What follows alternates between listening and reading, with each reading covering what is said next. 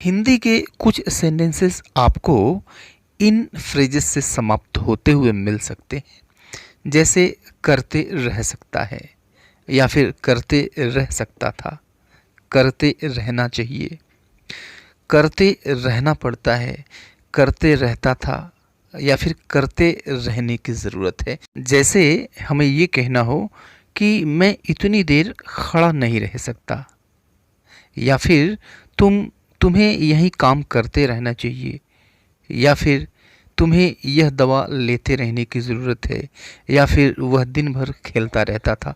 तो इस तरह की चीज़ें आपको बतानी हो तो कैसे बताएंगे, इस वीडियो में हम अच्छी तरह से देखेंगे। So let us start the video. तो आइए हम फर्स्ट स्ट्रक्चर लेते हैं। फर्स्ट स्ट्रक्चर जो है वो है subject plus can plus keep plus verb की आईएनजी फॉर्म और उसके बाद से शेष चीज़ें। जैसे अब इसके लिए हम इस तरह के सेंटेंसेस को ट्रांसलेट करने के लिए इस स्ट्रक्चर का यूज़ करते हैं। वह बिना रुके 1 घंटे तक दौड़ते रह सकता है। तो लास्ट में देखिए क्या आया, दौड़ते रह सकता है।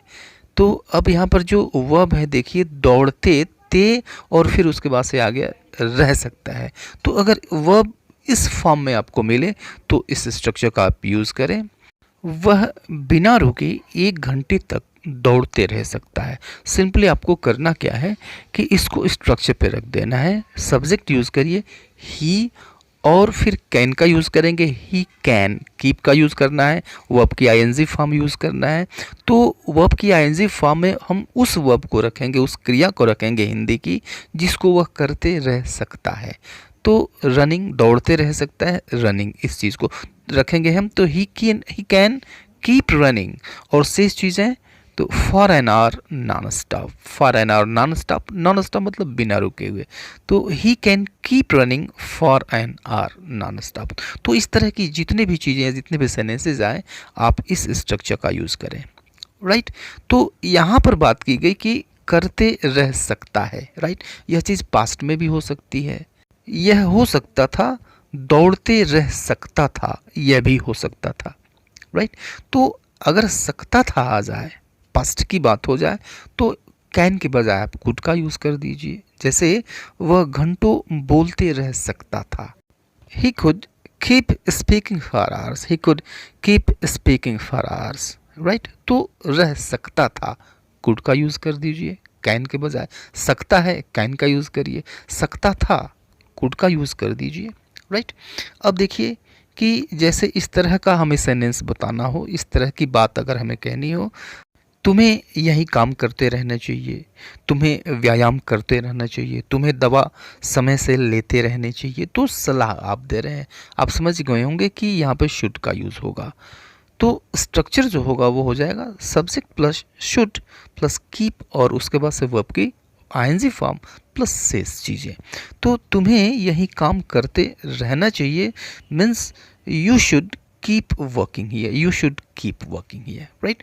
तो इस तरह की चीज़ें आपको बतानी हो कि क्या करते रहना चाहिए, तो हम इस स्ट्रक्चर का यूज़ करते हैं। अब हम चलते हैं नेक्स्ट स्ट्रक्चर की तरफ। राइट।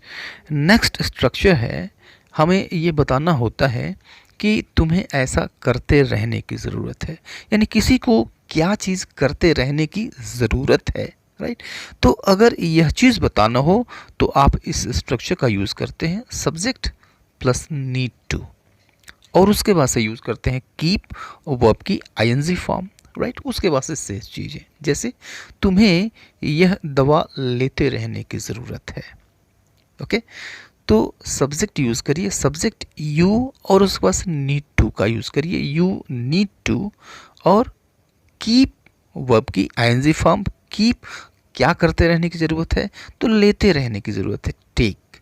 आईएनजी फॉर्म यूज़ करेंगे टेकिंग और उसके बाद से शेष चीज़ें this medicine, you need to keep taking this medicine. Right.